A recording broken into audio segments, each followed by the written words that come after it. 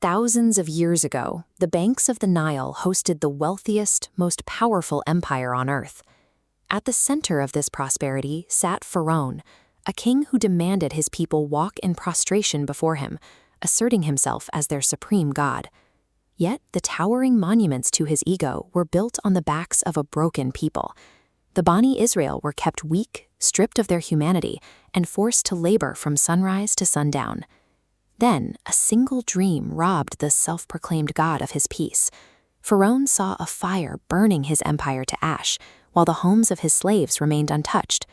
His response was immediate and brutal, an edict to slaughter every newborn boy among the Bani Israel. A ruler claiming absolute control over the universe was terrified of a single unborn child. His reliance on mass violence revealed a deep, fragile paranoia hiding behind his throne. In the shadow of this violence, a mother made a quiet choice. Trusting her lord, she placed her baby in a basket on the river. The water carried the boy right to Pharaoh's own palace, where the tyrant's wife, Assia, took him in. That boy was Musa. Raised in the halls of power, his life fractured the day he stepped in to protect an Israelite from an Egyptian, throwing a fatal punch. Suddenly a wanted man, he had to run. Stripped of his royal robes, his wealth, and his protection, Musa walked into the unforgiving desert toward Madian. He had absolutely nothing left. For the next 10 years, the former prince worked as a humble shepherd for the prophet Shuaib. In that deep isolation, surrounded by grazing flocks, he learned tawakkul, absolute, unwavering trust in the unseen. Pharaoh inherited a loud golden throne built by slaves. Musa forged his leadership in the total silence and humility of the wilderness. On a cold desert night, Musa saw a fire that did not consume the branches it sat upon. There, he received his prophethood and a terrifying command: return to Egypt and confront the tyrant. His only weapon would be a wooden shepherd's staff.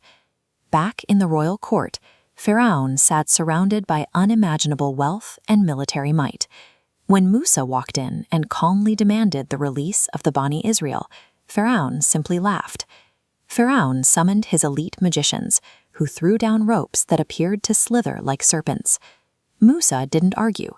He just dropped his wooden staff. It instantly transformed into a massive, living snake that swallowed their illusions whole. The magicians were experts in deception, yet they immediately recognized the difference between a parlor trick and undeniable reality.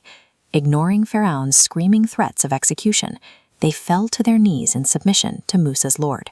Pharaoh's court had mastered the art of illusion, but Musa introduced a power they couldn't imitate.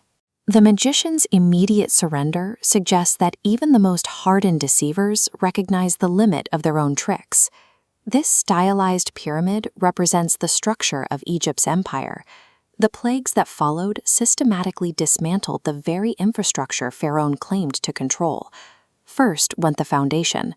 Massive storms and swarming locusts swept across the fields, wiping out the agricultural economy. Then the terror moved indoors. Lice and frogs infiltrated every home, destroying the psychological safety of the elite. Finally, the lifeblood of the empire itself was struck. The mighty Nile River turned completely to blood, evaporating the water supply.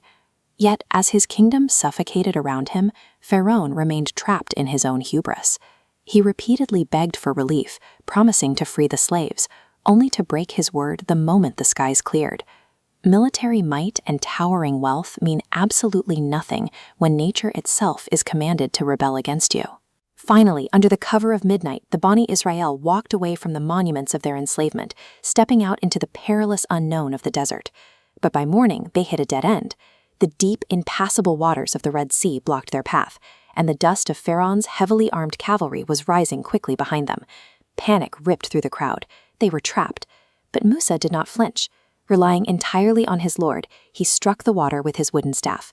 The massive sea tore itself in half, leaving a dry path between towering walls of water.